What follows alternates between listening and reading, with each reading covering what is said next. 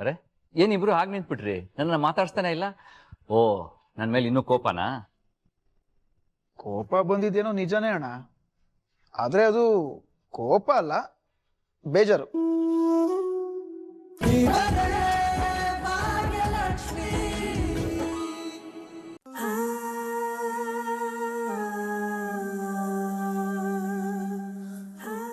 ಆದಿಯವ್ರೆ, ನಾವು ಗೆದ್ವಿ.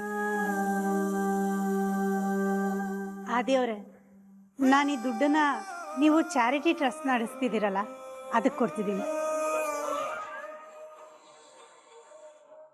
ಈ ಜಗತ್ತಲ್ಲಿ ಮನ್ಸೋಕ್ಕಾಗದೇ ಇರೋದು ಯಾವುದೂ ಇಲ್ಲ ಅಂತ ಅನ್ಕೊಂಡಿದ್ದೆ. ಆದರೆ ಭಾಗ್ಯ, ಸ್ವಾಭಿಮಾನ, ಅವ್ರ ಒಳ್ಳೆತನದ ಎದುರು ಹಣ ಎಷ್ಟು ಸಣ್ಣ ವಿಷಯ ಅಂತ ತೋರಿಸ್ಬಿಟ್ರಲ್ಲ. ಅಲ್ಲ, ನಾನು ಏನೇ ಮಾಡಕ್ ಹೋದ್ರು ಅವ್ರು ತುಂಬಾ ಸ್ಮಾರ್ಟ್ ಆಗಿ ಅದನ್ನ ನನಗೆ ವಾಪಸ್ ಕೊಟ್ಬಿಡ್ತಾರೆ. ಅವ್ರ ಹತ್ರ ಮಾತಾಡೋದು ಸಾಧ್ಯನೇ ಇಲ್ಲಪ್ಪ. ಅವರು ಸ್ವಾಭಿಮಾನದ ಎದುರು ತಲೆ ತಗ್ಸೋದನ್ನ ಬಿಟ್ರೆ ಬೇರೆ ದಾರಿನೇ ಇಲ್ಲ ಅನ್ನೋ ಹಾಗೆ ಮಾಡ್ಬಿಡ್ತಾರಲ್ಲ. ಅಲ್ಲ, ಹೇಗೆ 25 ಲಕ್ಷನ ಒಂದು ಕೈಲಿ ಇಸ್ಕೊಂಡು ಇನ್ನೊಂದು ಕೈಯಿಂದ ಹಾಗೆ ವಾಪಸ್ ಕೊಟ್ಬಿಟ್ರಲ್ಲ.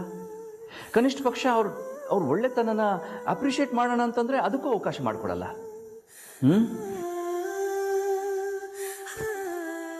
ಏನಾದ್ರೂ ಮಾಡ್ಬೇಕಲ್ಲ.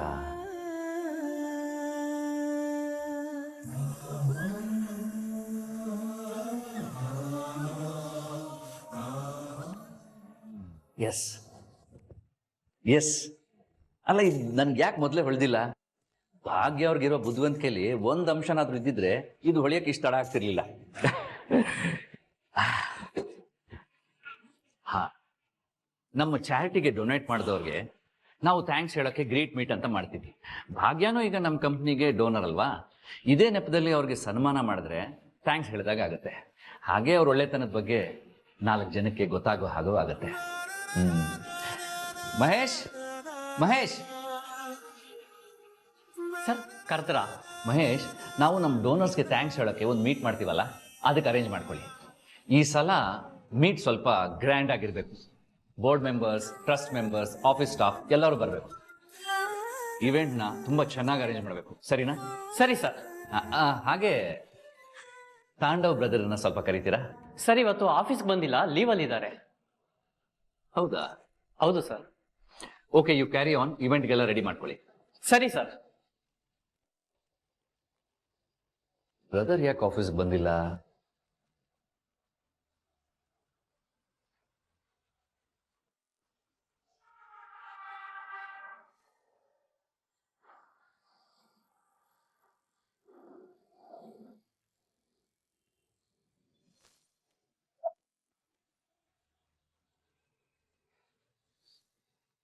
ಹಾ ಬ್ರದರ್, ಹೇಳಿ.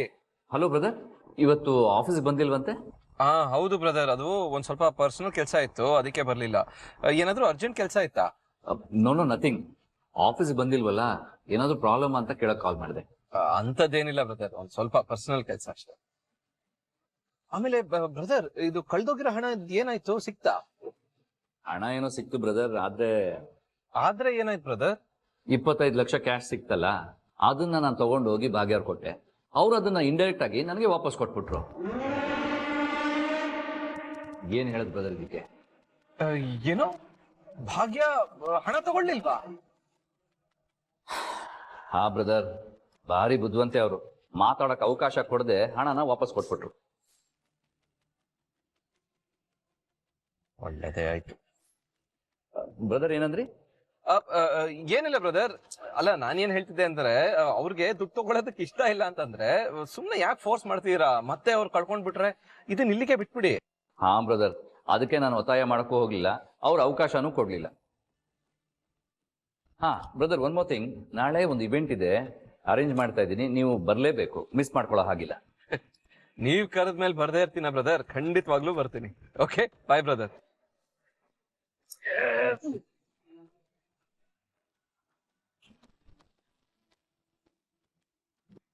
ನೋಡ್ದೆ ಶ್ರೇಷ್ಠ, ಭಾಗ್ಯ ಹಣ ತಗೊಳ್ಳಿಲ್ವಂತೆ. ವಾಹ್, ನನಗೆ ಎಷ್ಟು ಖುಷಿ ಆಗ್ತಿದೆ ಗೊತ್ತಾ? ನಂಗೂ ತುಂಬಾ ಖುಷಿ ಆಗ್ತಿದೆ.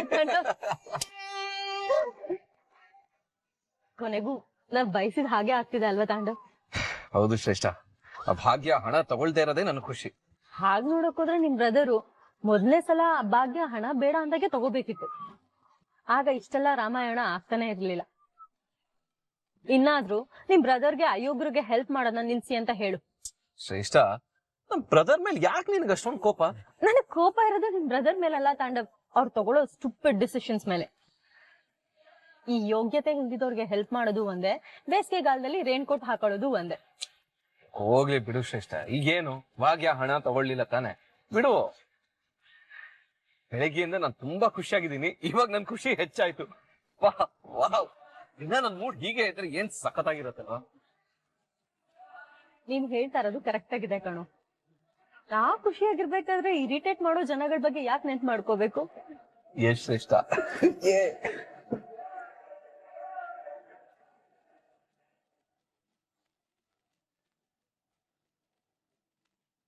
ನಾನು ನಿಂತರನೇ ಅಂದ್ಕೊಂಡಿದ್ದೆ ಪೂಜಾ, ಖಂಡಿತ ಆ ಭಾಗ್ಯ ಈ ದುಡ್ಡನ್ನು ವಾಪಸ್ ಕೊಟ್ಟೇ ಕೊಡ್ತಾಳೆ ಅಂತ.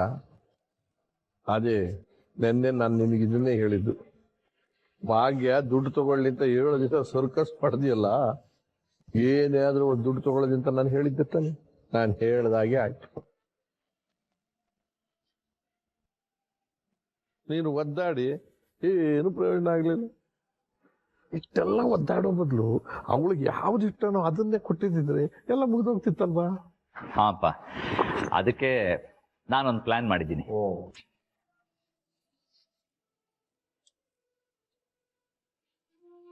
ಆಫೀಸಲ್ಲಿ ದೊಡ್ಡದಾಗಿ ಒಂದು ಸೆಲೆಬ್ರೇಷನ್ ಪ್ಲಾನ್ ಮಾಡೋಣ ಅಂತ ಅನ್ಕೊಂಡಿದ್ದೀನಿ. ಆ ಸೆಲೆಬ್ರೇಷನ್ ಅಲ್ಲಿ ಭಾಗ್ಯ ಅವ್ರಿಗೆ ಥ್ಯಾಂಕ್ಸ್ ಹೇಳ್ಬೇಕು ಅನ್ಕೊಂಡಿದ್ದೀನಿ.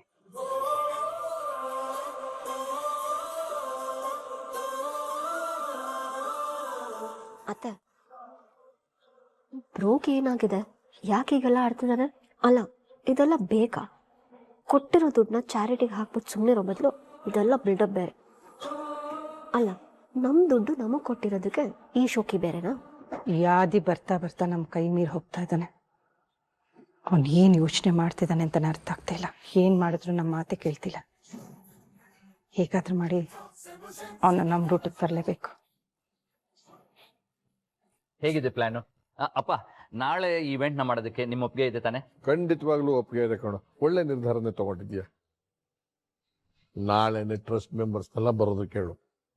ಅದೇನು ವ್ಯವಸ್ಥೆ ಮಾಡಬೇಕು ಅದನ್ನೆಲ್ಲ ಪಾಂಡು ಹೇಳ್ಬಿಟ್ಟು ಮಾಡು. ಯಾವುದಕ್ಕೂ ಕಡಿಮೆ ಆಗಬಾರ್ದು. ಈವೆಂಟು ಫಸ್ಟ್ ಕ್ಲಾಸಾಗಿ ಆಗ್ಬೇಕು. ಹಾ ಅಪ್ಪ, ಖಂಡಿತವಾಗ್ಲು ಎಲ್ಲ ಚೆನ್ನಾಗಿ ನೋಡ್ಕೋತೀನಿ. ಅವನೇನಾದ್ರು ಸಹಾಯ ಬೇಕಾದ್ರೆ ನಾನು ಕೇಳಿದೆ. ಕನ್ನಿಕಾ, ಮೀನಾಕ್ಷಿ, ಆ ಹೋಟೆಲ್ದು ಏನೋ ಒಂದು ಫೈಲ್ದು ಮಾತಾಡ್ಬೇಕು ಅಂದ್ರಲ್ಲ, ರೂಮಲ್ಲಿ ಇರ್ತೀನಿ, ತಗೊಂಬನ್ನಿ.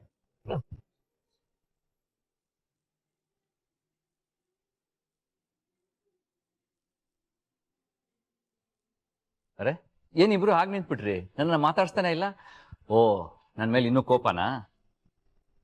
ಕೋಪ ಬಂದಿದ್ದೇನೋ ನಿಜನೇ ಅಣ್ಣ, ಆದ್ರೆ ಅದು ಕೋಪ ಅಲ್ಲ, ಬೇಜಾರು.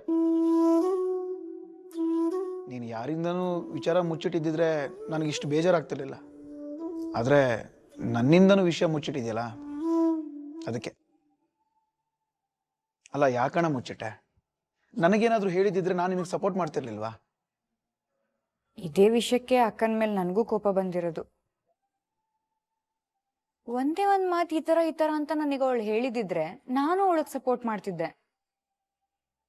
ಏನೇ ನಡೆದ್ರು ಹೇಳ್ಕೊತಾಳೆ. ಆದ್ರೆ ಇದೊಂದ್ ವಿಷಯ ಯಾಕೆ ಮುಚ್ಚಿಟ್ಲು ಅಂತಾನೆ ನಾನು ತುಂಬಾ ಬೇಜಾರು. ಪೂಜಾ, ಈ ವಿಷಯದಲ್ಲಿ ಭಾಗ್ಯ ಅವ್ರ ಮೇಲೆ ಕೋಪ ಮಾಡ್ಕೊಂಡು ಏನೂ ಯೂಸ್ ಇಲ್ಲ. ನಿಜ ಹೇಳಬೇಕು ಅಂತಂದ್ರೆ ನಾನೇ ಭಾಗ್ಯ ಅವ್ರಿಗೆ ಹೇಳಿದ್ದೆ ಈ ವಿಷಯನ ಯಾರ ಹತ್ರನೂ ಹೇಳಬೇಡಿ ಅಂತ. ಅದಕ್ಕೆ ಅವರು ನಿನ್ನಿಂದ ಈ ವಿಷಯನ ಮುಚ್ಚಿಟ್ಟಿದ್ದಾರೆ. ಅಷ್ಟಕ್ಕೂ ಅವ್ರೇನು ಚಾಲೆಂಜ್ ಮಾಡಿ ಅಂತ ಹೇಳಿರ್ಲಿಲ್ಲ, ನಾನೇ ಪಟ್ಟು ಹಿಡಿದು ಚಾಲೆಂಜ್ ಮಾಡಿದ್ದು. ಅಣ್ಣ, ಅವತ್ತು ಸಡನ್ ಆಗಿ ನಾನು, ಪೂಜಾ, ಕನ್ನಿಕಾ ಭಾಗ್ಯ ಅವ್ರ ಮನೆಗೆ ಬಂದಾಗ ನೀನಲ್ಲಿ ಇರ್ಲಿಲ್ವಲ್ಲ? ಏನು, ನಾನು ಅಲ್ಲಿ ಇರ್ಲಿಲ್ವಾ? ಅಣ್ಣ, ಯಾಕೆ ನಗ್ತಿದ್ಯಾ?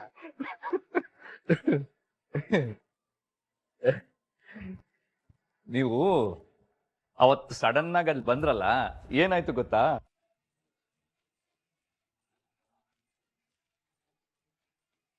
ಅತ್ತೆ, ಪೂಜಾ ಮತ್ತೆ ಕಿಶನ್ ಬಂದಿದ್ದಾರೆ.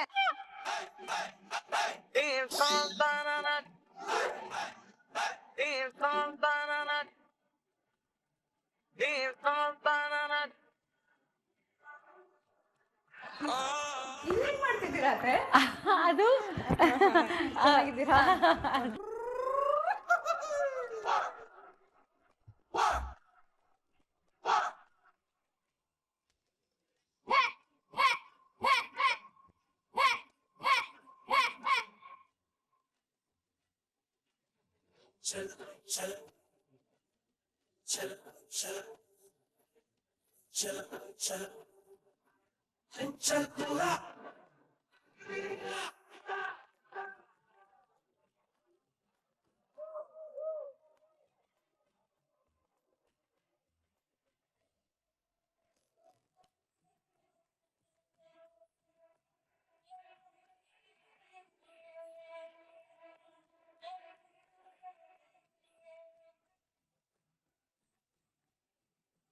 ಏನಣ್ಣ ಅವಸ್ಥೆ ನಿಂದು? ಇವತ್ತೇನೋ ನಗ್ತಾ ಹೇಳ್ತಾ ಇದ್ದೀನಿ ಕಿಶನ್. ಆವತ್ತು ಎಷ್ಟು ಭಯ ಆಗಿತ್ತು ಗೊತ್ತಾ ನನಗೆ. ಹೊರಗಡೆ ಹೋಗೋಷ್ಟರಲ್ಲಿ ಸಾಕಾಗೋಗಿತ್ತು ನನಗೆ. ಅಲ್ಲ ಬಾಬಾ, ಇಷ್ಟೊಂಡೆಲ್ಲ ಸರ್ಕಸ್ ಮಾಡಿದ್ರ ನೀವು? ನೋಡು, ನೀನು ಒಂದಿನದ ಬಗ್ಗೆ ಹೇಳ್ತಾ ಇದೀಯ. ಅಲ್ಲಿ 7 ದಿನನೂ ಸರ್ಕಸ್ಸು. ಹೌದಾ? ಏನೇನಾಯ್ತು 7 ದಿನ?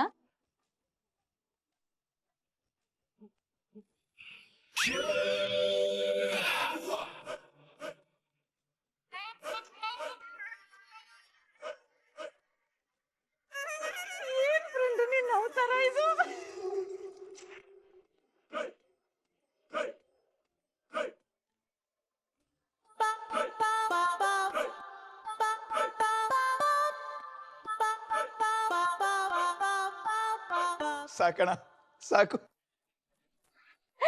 ಏನ್ ಬಾಬಾ ಇದು, ಒಂದಕ್ಕೊಂದು ಎಲ್ಲಾ ಸರ್ಕಸ್ ಸೂಪರ್ ಆಗಿದೆ. ಹಾ ನಿಂತ್ಕೊಂಡು ಕೇಳ್ತಾ ಇರೋ ನಿಮಗ್ ಚೆನ್ನಾಗ್ ಅನ್ಸುತ್ತೆ. ಅಲ್ಲಿ ಒದ್ದಾಡಿರೋ ನನಗ್ ಗೊತ್ತು ಆ ಪರಿಸ್ಥಿತಿ ಏನು ಅಂತ.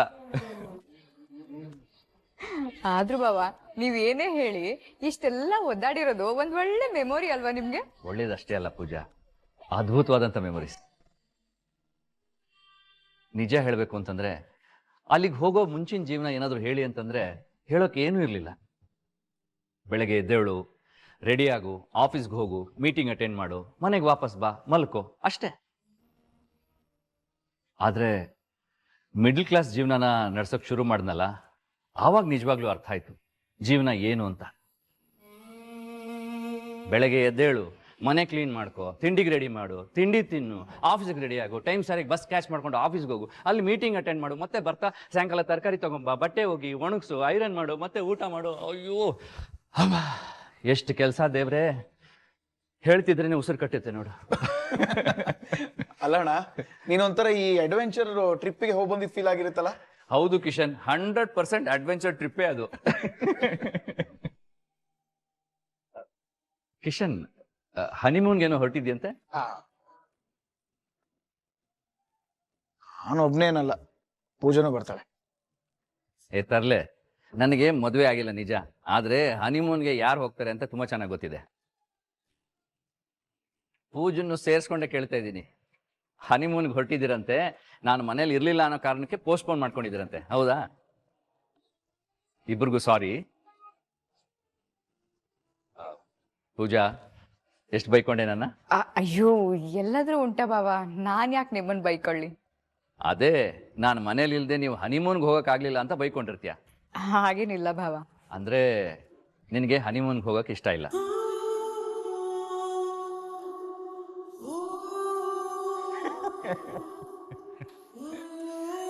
ನಾಚಿಕೆ ನೋಡು ಕಿಶನ್. ಕಿಶನ್, ನೀನು ಹನಿಮೂನ್ಗೆ ಎಲ್ಲಿಗೆ ಹೋಗ್ಬೇಕು ಅಂತ ಪ್ಲಾನ್ ಮಾಡಿ ಹೇಳು. ಏನೇ ಹೆಲ್ಪ್ ಬೇಕಿದ್ರು ನನ್ನ ಕೇಳು. ಓ thank you bro, thank you so much.